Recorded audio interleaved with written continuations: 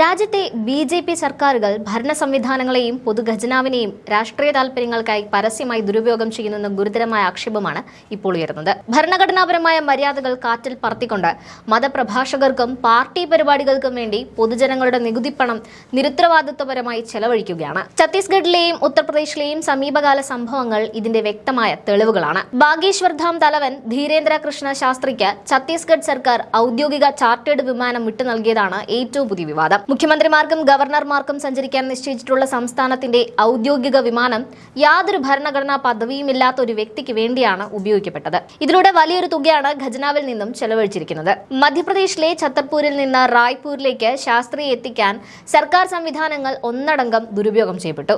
ഇദ്ദേഹത്തെ സ്വീകരിക്കാൻ സംസ്ഥാനത്തെ ഒരു മന്ത്രി തന്നെ നേരിട്ട് വിമാനത്താവളത്തിൽ എത്തുകയായിരുന്നു. കൂടാതെ അന്നവിടെ ഡ്യൂട്ടിയിലുണ്ടായിരുന്ന പോലീസ് ഉദ്യോഗസ്ഥൻ യൂണിഫോം ധരിച്ചു നിൽക്കെ ശാസ്ത്രിയുടെ പാദങ്ങളിൽ വീണ് നമസ്കരിക്കുന്നതിന്റെ വീഡിയോയും ഇപ്പോൾ സോഷ്യൽ മീഡിയയിൽ വ്യാപകമായി പ്രചരിക്കുന്നുണ്ട്.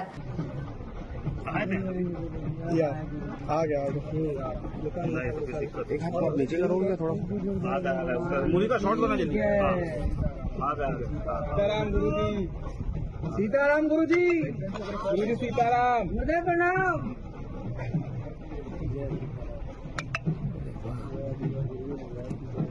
अरे वीडियो में गलत आ गई।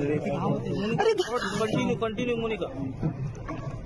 പോലീസിന്റെ നിഷ്പക്ഷതയെയും അന്തസ്സിനെയും ഭരണകക്ഷിയുടെ താൽപര്യങ്ങൾക്കായി ബലികഴിച്ചിരിക്കുന്നു എന്നതാണ് ഇതിലൂടെ വ്യക്തമാകുന്നത്. മുൻ മുഖ്യമന്ത്രി ഭൂപേഷ് ബാഗേൽ ഇതിനെതിരെ ശക്തമായി രംഗത്തെത്തിയിട്ടുണ്ട്. ധീരേന്ദ്ര ശാസ്ത്രി ബി.ജെ.പിയുടെ രാഷ്ട്രീയ ഏജന്റായിട്ടാണ് പ്രവർത്തിക്കുന്നതെന്നും ഭക്തിയുടെ പേരിൽ ജനങ്ങളെ കബളിപ്പിക്കുകയാണെന്നും അദ്ദേഹം ആരോപിക്കുന്നു. ഖജനാവിലെ പണം ഉപയോഗിച്ച് ഇത്തരമൊരു വ്യക്തിക്ക് രാജകീയ സ്വീകരണം നൽകുന്നത് ജനങ്ങളോടുള്ള വെല്ലുവിളിയാണ്. അന്ധവിശ്വാസങ്ങളെ കൂട്ടുപിടിച്ച് ബി.ജെ.പി. രാഷ്ട്രീയ നേട്ടം കൊയ്യുമ്പോൾ അതിന് വില കൊടുക്കേണ്ടി വരുന്നത് സാധാരണക്കാരായ നികുതിദായകരാണ് ും അദ്ദേഹം പറയുന്നുണ്ട്.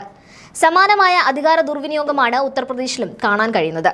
ലക്നൌവിൽ നടന്ന രാഷ്ട്രീയ ചടങ്ങിനായി സംസ്ഥാനത്തെ സർക്കാർ ബസ്സുകൾ കൂട്ടത്തോട് ഉപയോഗിച്ചതും ആളെ കൂട്ടാനായി സർക്കാർ ജീവനക്കാരെയും ഉദ്യോഗസ്ഥരെയും നിർബന്ധപൂർവ്വം പങ്കെടുപ്പിച്ചതും വലിയ വിവാദമായിരിക്കുകയാണ്. വികസനത്തിന്റെ പേരിൽ ബി.ജെ.പി. തങ്ങളുടെ രാഷ്ട്രീയ അജണ്ടകൾ നടപ്പിലാക്കാൻ പൊതുഖജനാവിലെ പണം വൻതോതിൽ ഒഴുക്കുന്നു എന്ന ആക്ഷേപം ഇതോടെ ശക്തമാവുകയാണ്. ഇന്ത്യയിലെ ഹിന്ദുക്കൾ അപകടത്തിലാണെന്നും വംശനാശം സംഭവിക്കുമെന്നുമുള്ള വിദ്വേഷ പ്രചാരണങ്ങളും ധീരേന്ദ്ര ശാസ്ത്രി മുൻപ് നടത്തിയിട്ടുണ്ട്. ഇതൊക്കെയും ബി.ജെ.പിയുടെ രാഷ്ട്രീയ ലക്ഷ്യങ്ങൾക്ക് വേണ്ടിയുള്ളതാണ് എന്നാണ് വിലയിരുത്തപ്പെടുന്നത്.